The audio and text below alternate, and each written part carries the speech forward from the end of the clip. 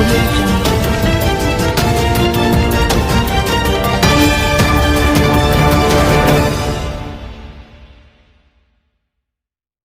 मैं हूं यथार्थ शर्मा और आप देख रहे हैं नेशनल रफ्तार न्यूज।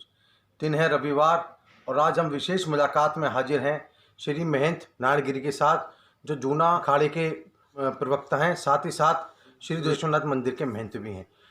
हमारा ये सौभाग्य है कि श्री महंत नारायणगिरी जी गाजियाबाद में रहते हैं, जिनके पूरे भारतवर्ष के अंदर संत समाज के अंदर एक अलग स्थान है। और यह हमारे लिए फ़क्र की बात है कि कल मुख्यमंत्री जी ने गाजियाबाद जब आए थे तो उन्होंने महंत नारायणगिरी का नाम विशेष तौर पर लिया और ये कहा कि ये हमारी गोरखपुर पीठ से भी आते रहे हैं। और आज हम गुरुजी गाजियाबाद के इतिहास से भी जुड़े हुए हैं, साथ साथ गाजियाबाद के विकास से भी जुड़े हुए हैं। उनसे हम विशेष वार्ता करेंगे और आप देखिए नेशनल रफ्तार न्यूज़। सबसे पहला प्रश्न मेरा गुरुजी महंत नारायणगिरी से आपका ये है कि गाजियाबाद के विकास में शैक्षिक नगरी बनाने में आपका विशेष योगदान है, और कहा जाता है कि जो उस समय को उद्योगपति थे जिनका पूरे भारतवर्ष में नाम था, उनसे आपने विशेष तौर पर कहा कि गाजियाबाद को आप एक शैक्षिक नगरी बनाएं। उसका क्या इतिहास है, थोड़ा समय बताइए। ऐसा था कि शर्मा जी, यथार्थ शर्मा जी, सभी जो नेशनल रफ्तार के दर्शक हैं उनको भी बताना चाहता हूँ। गाजियाबाद में मैं सन 77 में आया था और 86 में महंत बना। तो महंत बनने के बाद में मैंने देखा कि गाजियाबाद में बहुत से प्रकारों का कुछ यहाँ अपराध जो है, भूमाफिया वगैरह काफ़ी इस तरह के। तो हमने बोला कि अगर व्यक्ति पूर्ण रूप से शिक्षित होगा और उसमें इस क्षेत्र में लग जाएंगे तो बाहर के युवाओं भी आएंगे, और युवा आने से क्या है कि उनकी शक्ति बढ़ेगी, तो ये अपराध जो यहाँ रुक जाएगा। तो हमने जो है राजकुमार भट्टे वाले हैं, अपने सतीश जी है, धर्मपाल गर्ग जी वगैरह है, इन सभी से विशेष आग्रह किया कि आप जो है यहाँ पर जो है कॉलेज को खोला जाए। जैसे पहले ही हमारा समुदयाल कॉलेज और MH कॉलेज वगैरह थे। हमारे दादा गुरुजी गोरीगिरी जी महाराज के गुरु भाई थे भवानंद गिरी, जिन्होंने MH कॉलेज बनाया। पिताजी महाराज का कॉलेज बने थे MH कॉलेज जो है। तो हमारे मन में फिर आया तो काफ़ी लोगों से आगे आए, या अनिल अग्रवाल जी जो भी राज्यसभा के उनका भी बात मानना है। तो ऐसे ही बहुत लोग जो है, हरप्रसाद गुप्ता वगैरह, हरविलास गुप्ता वगैरह, बहुत लोग ऐसा आगे आए और उन्होंने जो है कहा कि महाराज आप जो है शिक्षा संस्थान में सदस्य बनिए। तो हमने कहा कि नहीं, मुझे सदस्य नहीं बनना है, मुझे तो ये जो है शिक्षा जो है पूरा हब बने और शिक्षा क्षेत्र में सबसे बड़ा जो है यहाँ पर ये क्षेत्र बने। तो उसके बाद में MBA कॉलेज है, डिग्री कॉलेज है, इंजीनियर कॉलेज है, ये सब कॉलेजों को खुलना शुरू हुआ। और आज हमें बड़ा खुशी होता है कि गाजियाबाद जो है पूरा भारत में नहीं, पूरा विश्व के अंदर में शिक्षा केंद्रों के रूप में उसकी पहचान हो रही है। और जैसे दिल्ली में बहुत से प्रकार का विश्वविद्यालय वगैरह है, वैसे हमारा गाजियाबाद का भी शिक्षा क्षेत्र में अग्रणीय भूमिका निर्वाह कर रहा है जी। कैलाश मानसरोवर भवन का उद्घाटन हुआ, उत्तर प्रदेश के मुख्यमंत्री श्री योगी आदित्यनाथ ने उद्घाटन किया। साथ ही उन्होंने ये भी कहा कि गाजियाबाद एक धार्मिक नगरी के हब के तौर पर भी जाना जाएगा, और आप पहले से ही इस प्रयास में लगे हुए थे कि गाजियाबाद एक धार्मिक नगरी रूप में जाना जाए, और अब उसी दिशा में उत्तर प्रदेश के मुख्यमंत्री योगी आदित्यनाथ जी ने कदम बढ़ा दिया। आप कैसा महसूस करते हैं? हाँ, ये हमारे जो लोकप्रिय मुख्यमंत्री योगी जी महाराज, वो भी मंदिर के एक महंत है और हमेशा से हम उनका बहुत सम्मान करते हैं। उनके गुरुजी, दादा गुरुजी, सभी लोगों हमारा आना जाना वहाँ पर पीठ में भी रहता है। तो महाराज जी का कहना था कि जो हमारा भारत के अंदर में और विशेष रूप से उत्तर प्रदेश में धार्मिक क्षेत्र में जो पर्यटक बढ़ेगा, तो क्या है कि बहुत से लोगों को रोज़गार मिलेगा। जैसे कि बहुत से जो है मंदिर के पास में फूल की दुकान वाले हैं, मिठाई की दुकान वाले हैं, और भी बहुत सफाई करने वाले हैं, सेवा करने वाले हैं। तो बहुत से लोगों को मंदिर से रोज़गार प्राप्त होता है। तो धार्मिक क्षेत्र के जो धार्मिक पर्यटन जो है हम लोग बढ़ावा देने का विशेष हमारा प्रयास। तो इस दृष्टि से जो है यहाँ पर कैलाश मानसरोवर, भारत का पहला कैलाश मानसरोवर बना महाराज जी के प्रयासों से। जब उन्हीं अभी जो है 17 में इसका शिलान्यास हुआ था और अभी 20 में महाराज जी ने जो है इसका उद्घाटन कर दिया। तो बहुत जल्दी बन के भवन तैयार हुआ। 132 करोड़ से जो सरकार ने पूरा ज़मीन को खरीदा, फिर उसका भवन निर्माण किया। 500 या ज़्यादा यात्रियों को रुकने की व्यवस्था वगैरह है। तो महाराज जी कहते जैसे अयोध्या जी है, मान लीजिए काशी है और नैमिषारण है, ऐसे हमारा गाजियाबाद में बोलते हैं कि शिवपीठ दुधेश्वरनाथ मंदिर भी है, महाराज जी ने कहा अपने शब्दों में। और वहाँ के महंत नारायणगिरी जी है, और विशेष रूप से हमारा VK सिंह जी जो है, VK सिंह जी ने भी कहा कि गाजियाबाद में महाराज नारायणगिरी जी का आशीर्वाद रहते हैं। जो हमारे सड़क परिवहन मंत्री जी है, उन्होंने भी विशेष रूप से।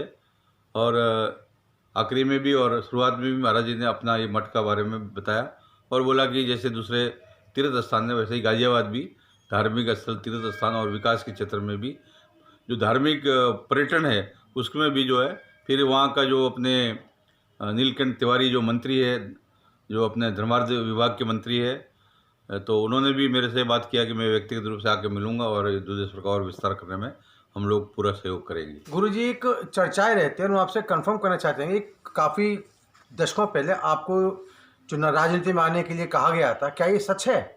बहुत पहले ही जब हमारा यहाँ पर जो है शुरुआत में चुनाव में रिज्जू भैया जी और रमेश चंद्र तोमर से पहले ही हमारे पास में जब कमलेश जी वगैरह थे यहाँ पर और अपने मनमोहन गोयल जो बीजेपी के अध्यक्ष थे, उन सब ने बोला कि गाजियाबाद में आप जो है एमपी के लिए खड़े हो जाइए।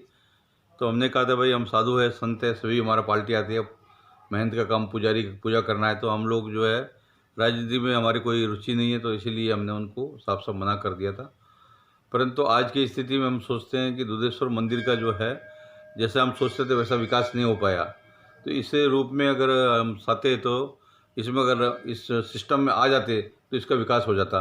तो आज हमारा इस बात का दुख रहता है, परंतु आगे भी भविष्य में हमें राजनीति में जाने की कोई इच्छा नहीं है। हमारे वीके सिंह जी गाजियाबाद का बहुत विकास कर रहे हैं और इंटरनेशनल जैसे मोनो रेल वगैरह लाना है और बहुत सी जो अंतर्राष्ट्रीय स्तर की जो सड़कें वगैरह है, तो ये बड़ा विकास जो है गाजियाबाद का वीके सिंह जी के आने के बाद में यहाँ हो रहा है। छोटा मोटा हो सकता है कि कुछ रुकावटें हो, परंतु बड़े विकास में उनकी अहम भूमिका यहाँ पर जो है और हमारा आशीर्वाद वीके सिंह जी को है जी। आज गाजियाबाद के अंदर धार्मिक आयोजन बहुत होते हैं। एक समय ये था कि बड़े बड़े धार्मिक आयोजन दुधेश्वर मंदिर में हुआ करते थे, लेकिन आपने लोगों को प्रेरणा दी कि आप अधिक से अधिक सामाजिक धार्मिक कार्यक्रम करो। आज गाजियाबाद धार्मिक नगरी के तौर पर भी जाना जाने लगा है। आप कैसा इस बात को लेकर आपके मन में क्या विचार आया? मैं आज से 40 साल पहले करीब गाजियाबाद में हमने छोटे छोटे कार्यक्रम जो है शुरुआत रामलीला मैदान वगैरह से शुरुआत किया था। पहले यहाँ पर कोई इतने बड़े कार्यक्रम नहीं होते थे, तो हमने छोटे छोटे कार्यक्रम शुरू किया और बहुत लोगों का पूरा सहयोग मिला उसमें, और जगह जगह जो है छोटे छोटे कार्यक्रम करते हमने एक महीने का कार्यक्रम भी गाजियाबाद दुधेश्वरनाथ मंदिर में किया। तो इस तरह से हमारा मन में था कि बहुत सी प्रकार का जो इसमें लोग भूमाफिया वगैरह है और बहुत सी चीज़ें हैं, तो इसमें जो है धार्मिक नगरी बने। तो हम आज भी जो है कार्यक्रम में लगे हुए हैं और हमारे बहुत लोगों का सहयोग से इसमें जो है काफ़ी लोगों का सहयोग था। हमेशा से हमें जो भी प्रेरणा लेते रहते थे, जैसे पंडित चंद्र प्रकाश कौशिक जी वगैरह है, हरविलास जो हरद शास्त्री जी थे हिंदी भवन वगैरह जिन्होंने बनाया था, और ऐसे ही हमारे जो दिनेश गोयल जी वगैरह जो थे वो गौ गंगा अखबार निकालते थे ऐसे। तो ऐसे ही बहुत लोग जो है महेश पंडित जी जो है रामलीला मैदान का जो संचालन करते हैं। तो ऐसे ही गाजियाबाद में बहुत लोगों का जो है विशेष रूप से धार्मिक क्षेत्र में नंद किशोर शास्त्री जी थे, रूप किशोर शास्त्री जी थे, और भी बहुत लोग जो थे विशेष रूप से उन सबका सहयोग। तो हमने जो है यहाँ पर प्रयास किया कि गाजियाबाद धार्मिक नगरी बने, तो इसमें हम लोग सफल भी हुए जी। आपके साथ गुरुजी एक अंतिम प्रश्न ये है कि आजकल का जो माहौल चल रहा है कोरोना काल को लेकर, आपने समय समय पर नेशनल अवतार से अपील भी की है कि जान है तो जहान है, और अब आपकी बात सच्ची भी साबित हो रही है कि 2020 समापन की हो रही है, लेकिन कोरोना का प्रकोप अभी भी चल रहा है। और आपने जो ये भी कहा था कि नववर्ष जो आएगा वो नई उम्मीदों के साथ आएगा, जिसमें ये होगी कि जो कोरोना से बच गए वो अपने को सौभाग्यशाली माने, धन हानि को ना देखे। अब कोरोना को लेकर आपके अब क्या विचार है? ये हमने बोला था कि 2020 जो है वो हम लोग को अगर पार कर लिया, निकल गया, हम लोग जीवित रह गए, तो 2021 में हम लोगों को बहुत सारी चीज़ों को व्यवस्थित मिलेंगी। और मुझे पूरा उम्मीद है कि हमारा 2020 जो है कष्ट में, साधना में, तपस्या में गया है और हम लोग बहुत ही कष्ट से गुजरे हैं और हर व्यक्ति को कष्ट हुआ है, दुख हुआ है, दर्द हुआ है और पीड़ा भी उसने झेली है। तो प्रत्येक व्यक्ति के अंदर में, परंतु हमारा भारत जो है वो बहुत सक्षम है और यहाँ का बड़ी शक्ति है और परमात्मा की, भगवान की और लोगों की भी आत्मविश्वास बहुत बड़ा चीज़ है। तो अब जो है हमारा विशेष रूप से प्रधानमंत्री जी, योगी जी वगैरह सब लोग बोल भी रहे हैं कि पहले हफ्ते में जो है उसका दवाई इंजेक्शन वगैरह आ जाएगा, जो वैक्सीन आ जाएगी। तो निश्चित रूप से हम 2021 जे प्रारंभ में ही, जनवरी महीने के अंदर में ही, पूरा जनवरी और उसके बाद में फरवरी, अप्रैल महीने तक हम लोग पूरा कोरोना से पूरा भारत मुक्त हो जाएगा। ऐसा हमारे अंतर मन और आत्मविश्वास हमारे और हमारे भारतीय महात्मा है, साधु संत है, ज्योतिष है, उनकी गणनाओं के हिसाब से जो है ये फरवरी के अंत तक और अप्रैल के शुरुआत में पूरा कोरोना से भारत मुक्त हो जाएगा जी।